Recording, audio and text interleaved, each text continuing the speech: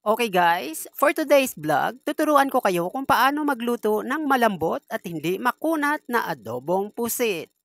At ito lang ang mga ingredients. Siyempre, yung ating pusit.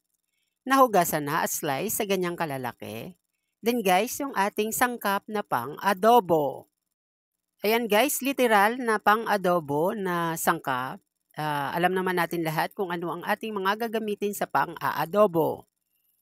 Then guys, ang una ko lang gawin para maging malambot ay magpakulo ng kaunting tubig. Then guys, ilublob ko lang ng sandali ang slice na pusit. Ayan, tulad yan guys. Kasi guys, ma-amaze talaga kayo sa lambot ng pusit na maluluto ko. Eto, guys, i-check nyo pag ganito na yung kulay. Tingnan nyo, pag medyo nag-whitish na siya, haluin mo lang saglit. Actually guys, hindi ito aabot ng 1 minute. Ayan. At saka hanguin lang natin at i-drain. Ayan na guys. Tinanggal ko na siya doon sa kumukulong tubig. Then i-drain lang natin kasi ang puset nga, nagtutubig talaga siya. Ayan. Okay? Siguraduhin natin na wala talagang tubig. Then guys, halos nawala ang ink niya kasi nga pag malalaking puset, ayokong hindi nililinis ang loob. Then on a separate pan, gigisa lang talaga tayo. Siyempre, una nating ilagay ang bawang, then kasunod ang sibuyas. Gigisa lang talaga tayo guys. Then, gano'n na rin ang kamatis. At saka pwede na ilagay ang luya. Ayan na guys. Halu-haluin lang natin hanggang sa medyo talaga maluto yung ating kamatis. Tsaka na lang natin ilagay ang ating pusit. Ayan na guys, na-drain na siya. Kung makikita nyo, ayan, kasi nga almost half cook na siya. Ayan, halu-haluin lang natin sandali. Then guys, itimpla na natin ang toyo. Ayan, maglagay na tayo ng toyo.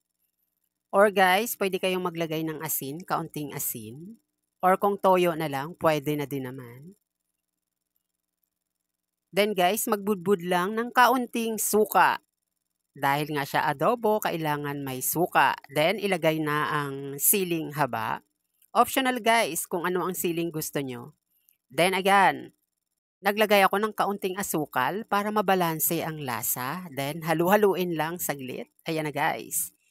Tikman na natin ngayon ang adobong pusit. Grabe guys, ang sarap. At ito guys, i-check talaga natin kung gaano siya kalambot. Ayan, kukuha tayo ng isang hiwa. Check natin. Grabe talaga guys, sobrang lambot. Okay guys, ano pang hinihintay nyo? Gayahin nyo na ang simpleng patsyam-yam-yam na ito at sigurado ma-amaze kayo sa lambot ng adobong pusit na ito. Tara guys, kainan na! Once again, Junes the Great here and thanks for watching!